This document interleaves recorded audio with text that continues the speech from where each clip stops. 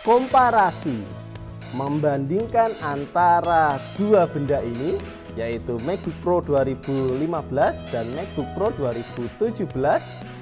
Manakah yang lebih unggul? Manakah yang lebih worth it untuk dibeli di tahun 2020? Ini ulasannya.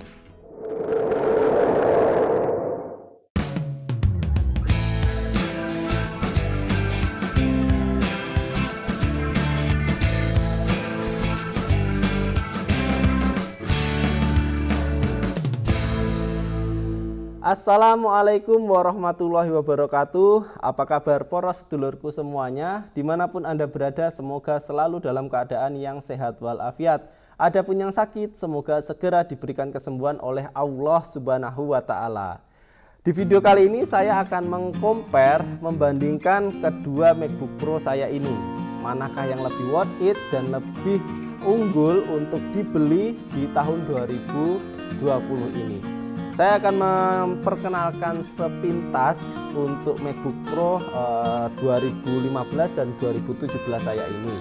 Jadi untuk MacBook Pro 2015 saya ini menggunakan prosesor 2,9 GHz Intel Core i5.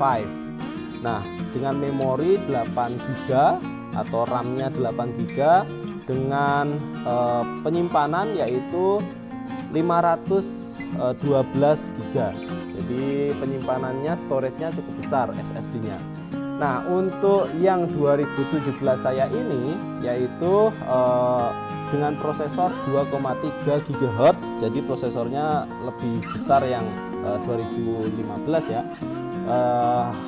Intel Core i5 sama, untuk memorinya 8 GB juga sama. Dan untuk SSD-nya atau penyimpanannya ini adalah 128 GB. Jadi lebih kecil daripada yang 2015. Jadi 2015 ini prosesornya lebih besar 2,9 GHz, tapi memang prosesor yang lebih tua. Dan daripada 2017 hanya 2,3 GHz, tapi prosesornya lebih muda.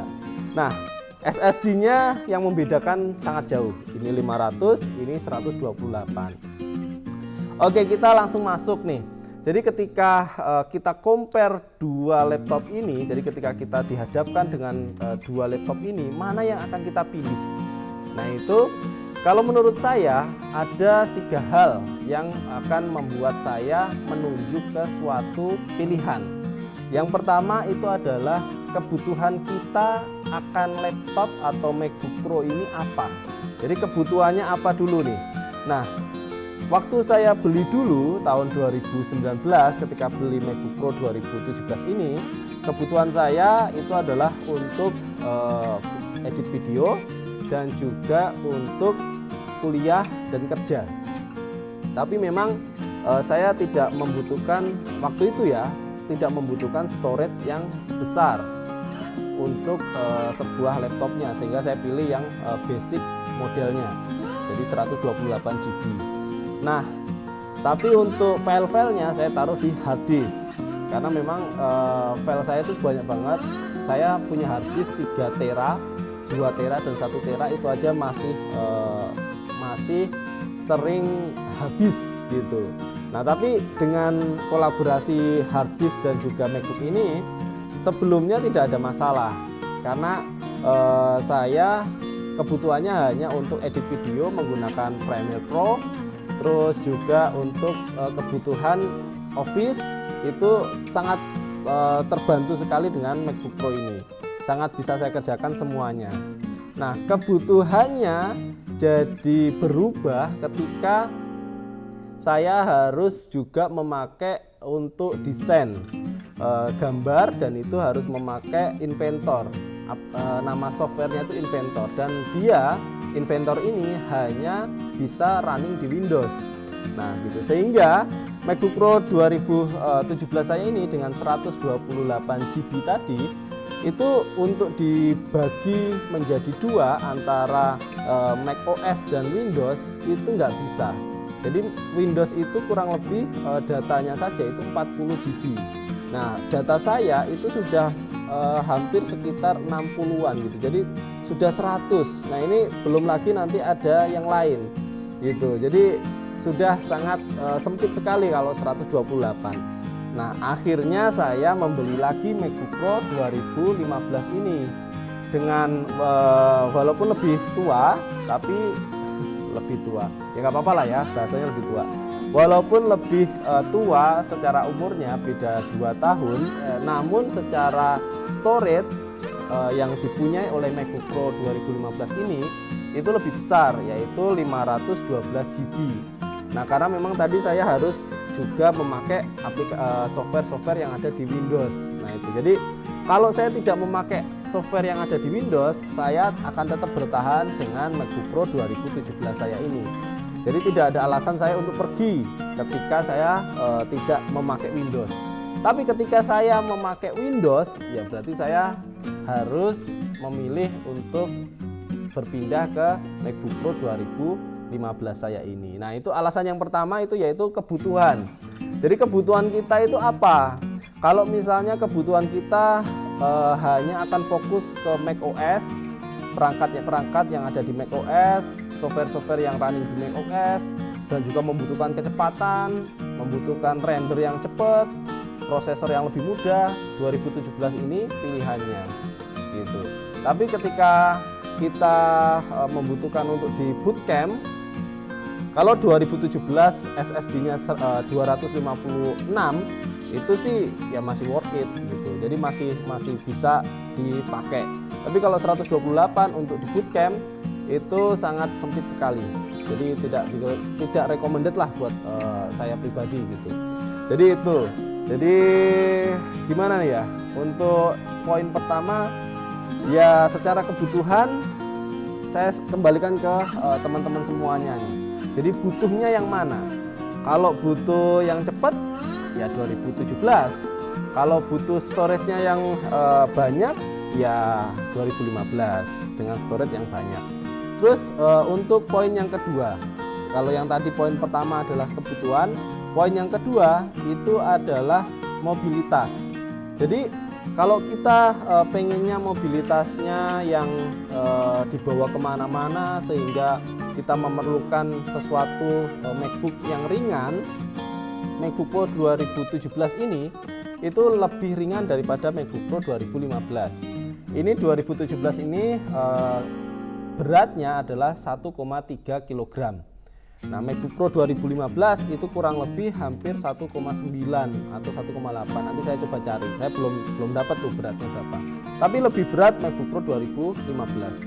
Jadi untuk mobilitas itu secara ringannya itu lebih ringan yang 2017. Nah, kalau kita bicara hal-hal yang ada di MacBook Pro 2017 dan 2015, secara konektivitas memang lebih banyak slot-slot atau lebih ringkas yang ada di 2015. Jadi di sini masih ada USB 3.0, habis itu masih ada HDMI, dan di sini masih ada beberapa yang lain.